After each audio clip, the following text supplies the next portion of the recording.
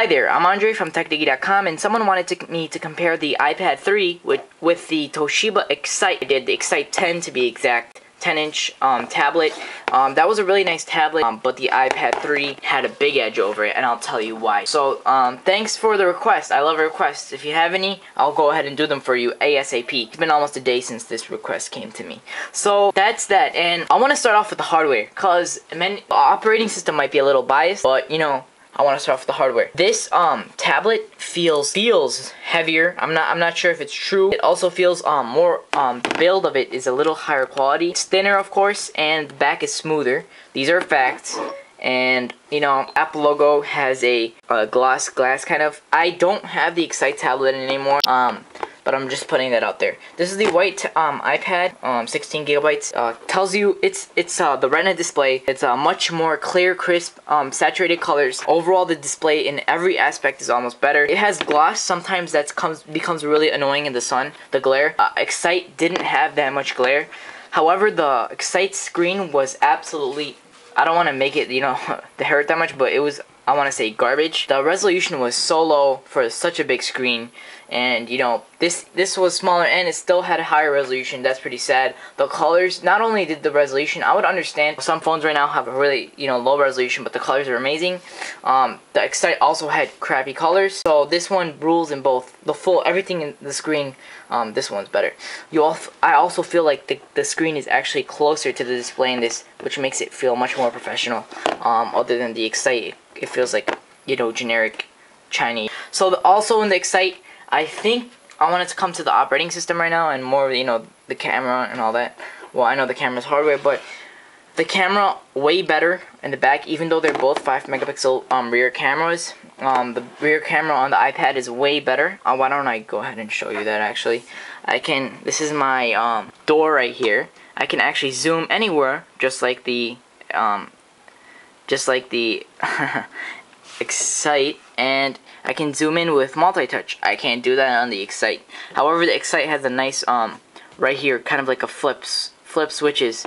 That was really nice. However, this camera does perform way better, front and rear. Okay, and the video camera on this one you can't zoom in, I believe. However, you can on the eXcite. So that's that, and the camera overall wins on the iPad. That's why I got this instead of that.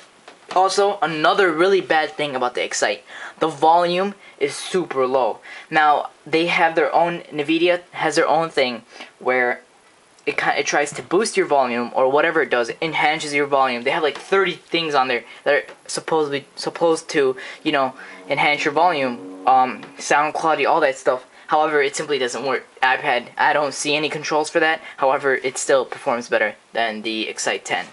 That's that, and the screen, the sound, and the camera, all major factors better on the iPad. Now, I'm not an Apple guy. I'm not an iOS guy.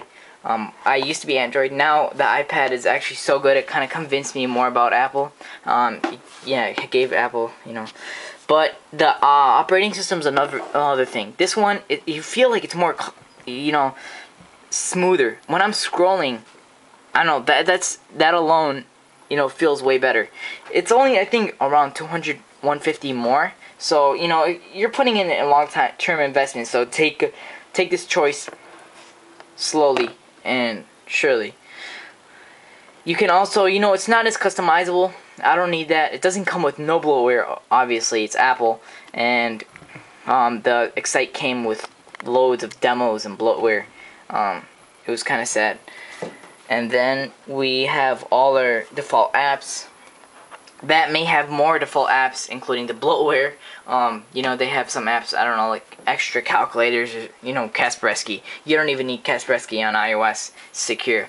And that's that. So it does feel better, secure. I mean, I have apps right here that aren't available. I never knew they were here available unless I got the iPad. So there are some amazing apps that are not, unfortunately, are not available on Android. And I wish they would be, because I have a flagship. I have the Nexus S, and you know, I'm a big Android guy. I'm a developer for Android, and you know, I wish they had that. So it's really cool, including Siri just came on it with iOS 6, and it's a better build quality overall. So it even, you know, detects my voice real good and can type what I speak, which Android could do too, but Android actually does better because it automatically knows when you stop talking, and Apple, they don't. So that's the comparison between the eXcite and the iPad. I'm sorry I didn't have the eXcite, so I can exactly do a side-by-side review. However, I would say that the iPad has quite a big edge off the eXcite. And some eXcite, if you're Android, you go with, probably there are alternatives to the eXcite, such as, you know, the Samsung or the Sony Xperia Tablet S, they call it. They just came out. I have a brochure about it. You know, looks pretty nice. iPad, I think it's one of the best tablets out there. So yeah, guys, thank you for watching the video. Subscribe. Do all you need to do. Check out our website, official blog, www.techdiggy.com. Please check all this stuff out and subscribe. Thanks, guys.